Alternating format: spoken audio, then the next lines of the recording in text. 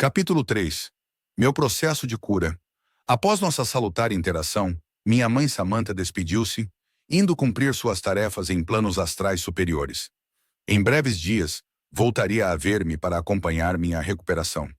Nesse ínterim, meus cuidadores Marcos e Nestor retornaram à minha presença, dessa vez com novidades quanto ao meu tratamento de reabilitação. Assim asseverou Nestor, respeitosamente. Iniciaremos o tratamento aqui disponível, a fim de purificarmos seu corpo sutil, visivelmente açoitado pela enfermidade. É preciso esclarecer que, ainda que a moléstia consuma o veículo físico, isso não significa que ela se esvaia com ele. Os veículos sutis também são afetados, sofrendo malefícios tão graves quanto os do corpo denso. Avalia, pois, que invariavelmente todos que adquirem moléstias longas e perniciosas como a sua devem submeter-se a um processo restaurativo adequado em nossa esfera. Muito contribuirá para isso o reequilíbrio de seu panorama mental, pois muitas vezes a doença manifesta-se em virtude de desajustes das forças psíquicas. Desse modo, vosso elevado pensar representará uma medicina muito favorável ao vosso restabelecimento, concluiu Nestor atenciosamente. Certamente, já imaginava que a doença fosse fruto do acúmulo de pensamentos e emoções tóxicas que todos possuímos. Apesar de meu esforço em cultivar uma ambiência íntima e equilibrada na última encarnação, não pude me esquivar da enfermidade. Respondi, em tom de concordância. Sim, a enfermidade origina-se nos refolhos da alma, nos sentimentos perniciosos que alojamos em seu íntimo, despontando no veículo físico sob a forma de doença desoladora, a fim de que lhes dispensemos os devidos cuidados. Entretanto, avaliando seu quadro mais detalhadamente, constatamos que a moléstia já era programada. Deveria eclodir ao término de sua encarnação, com vistas a purificar vibrações deletérias que ainda jaziam ativas no envoltório sutil. Deste modo, não fosse essa enfermidade, especificamente, seria outra de teor parecido a ceifar-lhe a existência física. Portanto, tenha em conta que vossa disciplina íntima não foi em vão. Trata-se de um aspecto pretérito, requerendo o reajuste necessário, afirmou Nestor, gentilmente. Ótimo, felicito-me por esclarecer tal ponto. Assim, damo-nos conta de que não há acasos na obra de nosso Pai. Espero ter eliminado o fulcro pernicioso de meu espírito com o bom sofrimento. Entendemos que Deus não nos entrega o Calvário sem que dele necessitemos, ponderei afirmativamente. Certamente, Savi, aprecio vossa lucidez nesse aspecto. Muitos são os irmãos enceguecidos pela revolta, quando visitados pelas rudes experiências da vida. Enganam-se, olvidando que a existência é um eterno processo de plantio e colheita, da qual não poderemos nos furtar quando chega o momento da ceifa. Inúmeras entidades aqui acolhidas recusam os tratamentos ofertados, crendo-se injustiçadas pelo Altíssimo diante do espinheiro de enfermidades que as assolam. Deste modo, debandam de nosso espaço rumo à vizinhança circundante, tornando-se presas fáceis das mentes trevosas que lá operam. Só então, depois de sofrerem arduamente sob o jugo de tais irmãos, é que nos buscam novamente, suplicando amparo e reabilitação. Nosso trabalho é uma missão fatigante, muitas vezes. Todavia, contamos com o amparo da espiritualidade superior, que sempre nos sustenta diante das furiosas tempestades do ódio e da destemperança. Concluiu Nestor, sensibilizado. É um trabalho admirável, ponderei animadamente. Imolam-se para entregar aos necessitados o pão da vida. Sem dúvidas, nosso Pai muito se alegra e os terá em conta, para que bem recebam vosso merecido galardão. Não fosse ele, Savi, essa tarefa seria-nos impossível, complementou Nestor afavelmente. É por sustentá-lo em nosso íntimo que somos capazes de seguir adiante, servindo com amor e fé. Assim sendo, seguiremos com seu processo de restabelecimento. O direcionaremos à ala específica de nosso hospital, a Câmara de Restituição Energética. Lá possuímos equipamentos avançados, uma espécie de cabines individuais que infundem ao enfermo frequências vibratórias de reajuste das regiões distópicas. Atuam na intimidade molecular da matéria astral, alinhando sua vibração. Desse modo, após certo número de sessões, a depender do paciente, logramos a restauração da região desequilibrada. Contudo, faz-se necessário reiterar que o pensamento elevado sustenta o estado vibratório equilibrado. Do contrário, todo o nosso trabalho é afetado, se não perdido, em certos casos.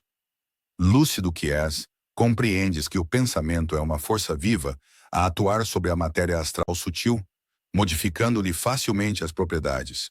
Concede-lhe condição pura ou impura, a depender do teor rasteiro ou elevado do psiquismo atuante, asseverou Nestor desveladamente. Concordo, Nestor. Possuo uma mente disciplinada graças aos anos de prática meditativa em minha última encarnação. Habituei-me ao alinhamento superior de meu influxo mental. Nutrir-se de matéria sutil elevada é substancial para a sanidade de nosso espírito. Repliquei. Certo. O conduziremos à ala específica em alguns minutos. Peço que descanse enquanto isso. Logo retornamos, finalizou Nestor, amistosamente. Naquele tempo que precedia minhas sessões de limpeza energética, devaneava quanto à importância do pensamento e sentimentos equilibrados. Os rituais de prece, meditação e práticas espirituais diversas comumente objetivavam o arrefecimento de nossa vida mental e emocional. Sempre que nos inclinamos ao alto, colhemos fluidos estabilizadores e nutritivos ao nosso ser.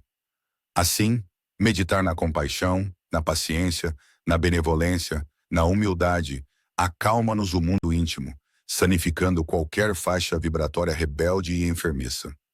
Em contrapartida, quando vigilantemente afrouxamos as rédeas de nosso universo psicoemocional, podemos ser influenciados por nossas inclinações inferiores do passado, conduzindo-nos invariavelmente ao pessimismo, à ingratidão, à revolta, à agressividade, à indiferença, ao apego excessivo.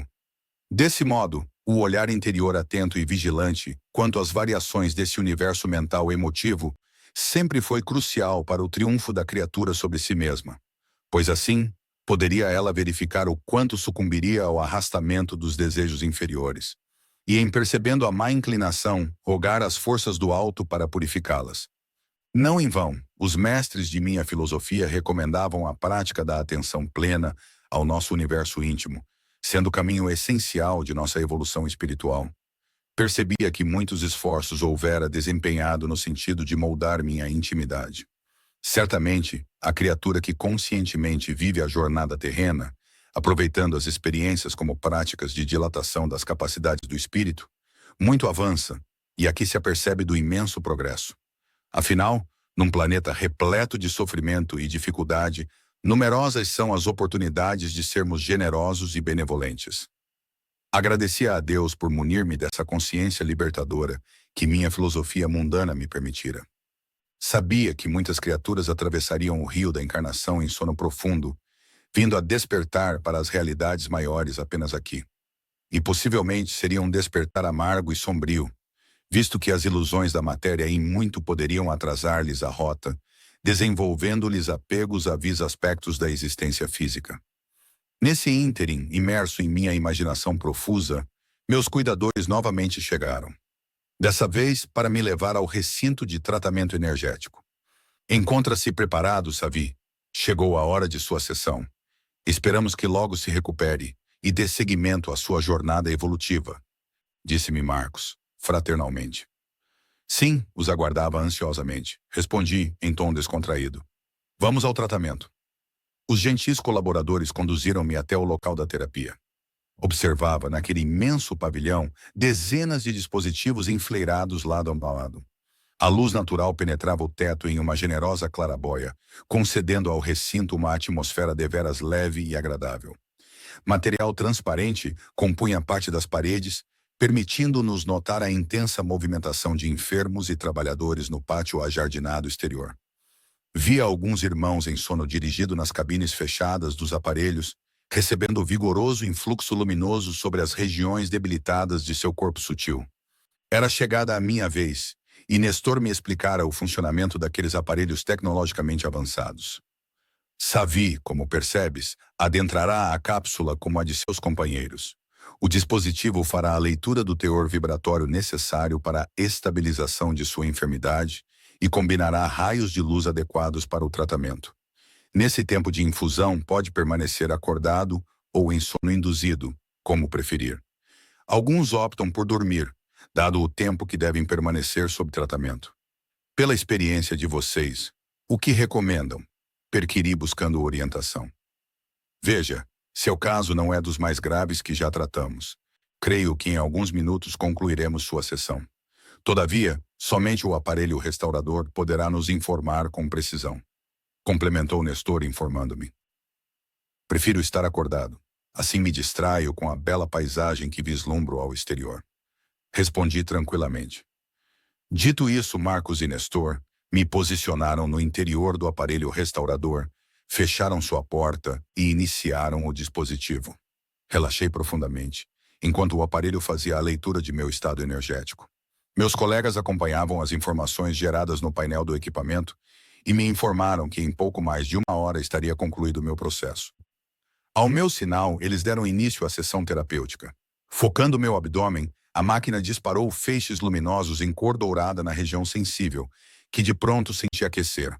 O visual enrubescido e dolorido de meu abdômen aos poucos foi tornando-se mais claro. Sentia também menor sensibilidade à dor no local.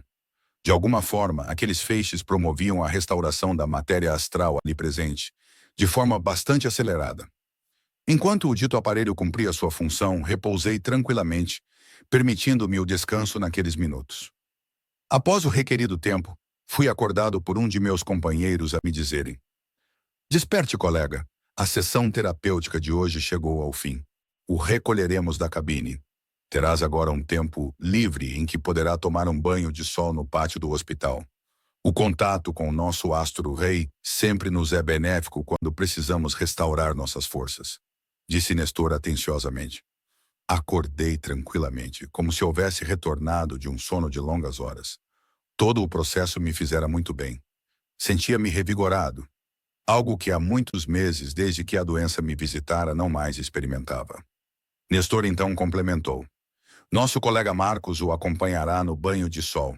Esteja leve e relaxado. Dirigimos-nos ao imenso pátio do hospital. Ali, inúmeros vegetais purificavam a atmosfera para os doentes. Na companhia de Marcos, aproveitei a ocasião para esclarecer algumas dúvidas. Onde estamos localizados em relação a este hospital astral? Perguntei curioso. Marcos respondeu com cordialidade. Esta construção encontra-se ligada à crosta terrestre. Estamos logo acima do hospital onde você esteve internado na fisicalidade. É comum que a maioria dos doentes seja recebida aqui, desde que possuam méritos para isso.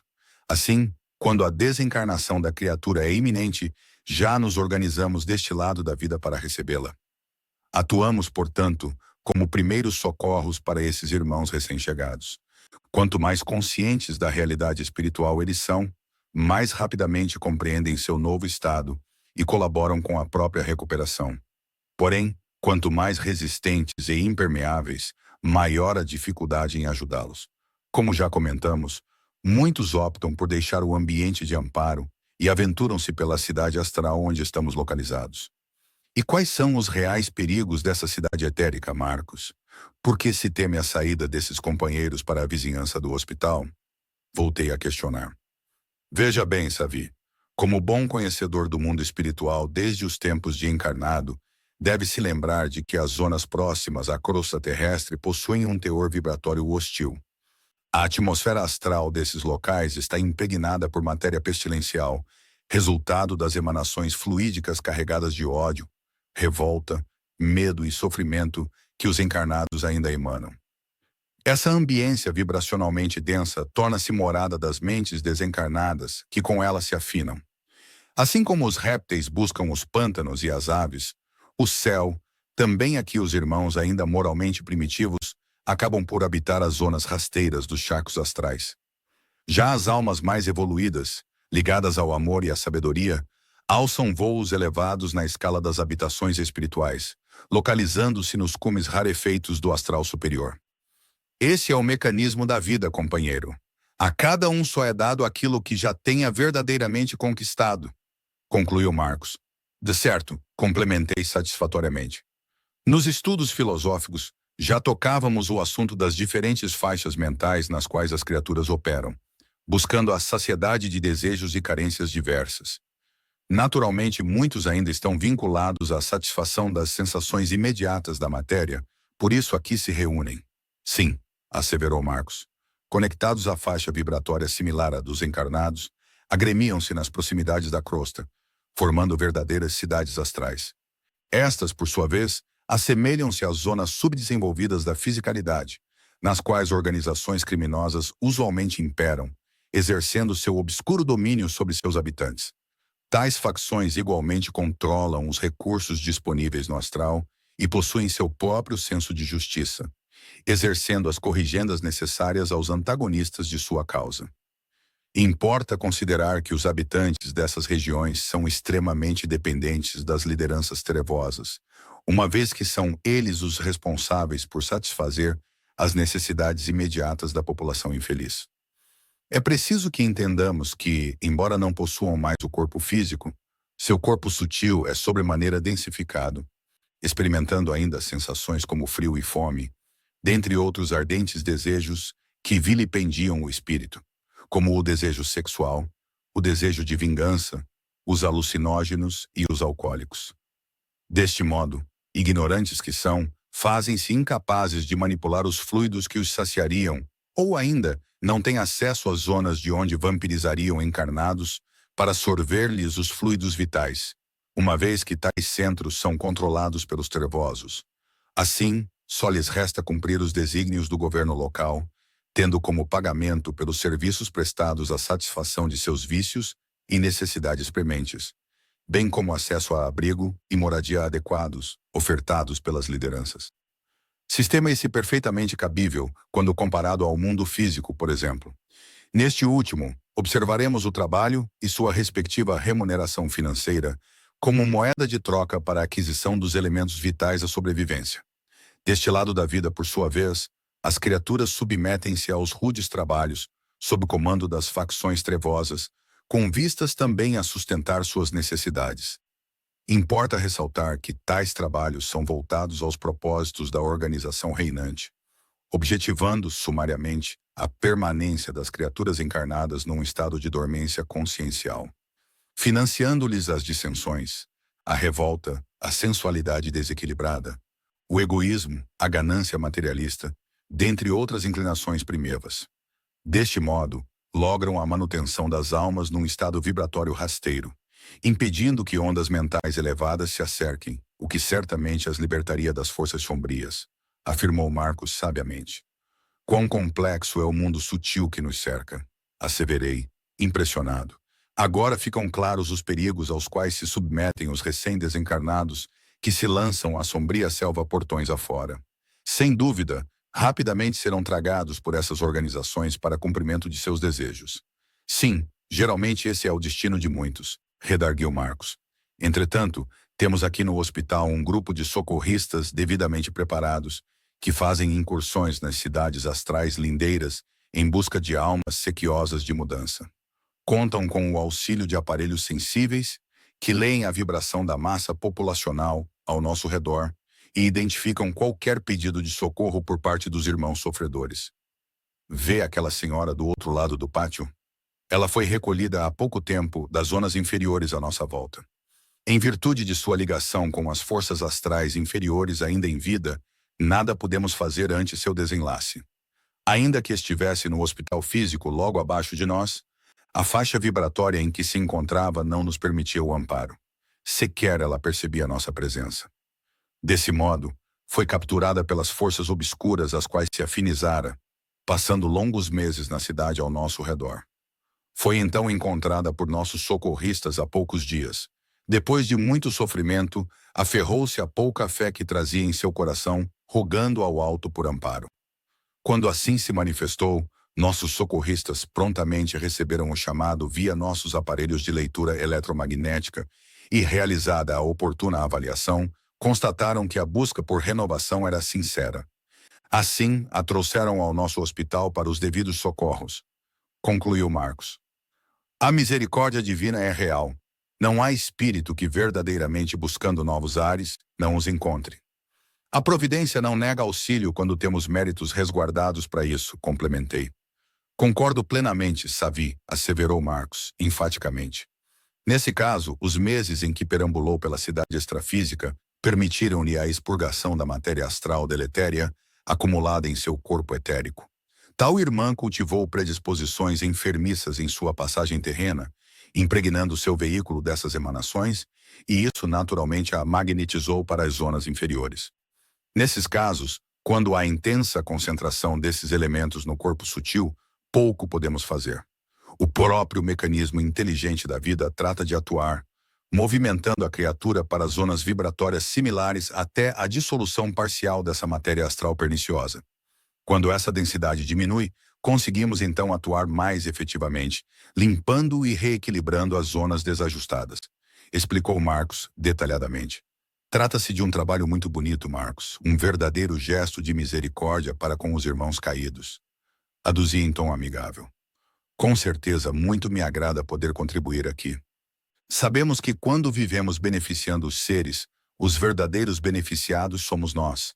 Inundamos nosso espírito de matéria astral de alta qualidade, purificando-nos cada vez mais e impulsionando nosso horizonte de evolução, disse-me Marcos. Devo concordar. Graças ao coração abnegado de vocês, aqui sou amparado, preparando-me para novos ares em minha jornada de crescimento. Repliquei, acatando as ponderações de Marcos. Não há por que agradecer, Savi. Essa é nossa divina missão, a qual nos dedicamos com afinco. Todos aqui têm o mesmo tratamento, sempre pautado no respeito e no afeto, finalizou meu colega. Envolvidos por essa atmosfera salutar, ficamos longos minutos em nosso banho de sol.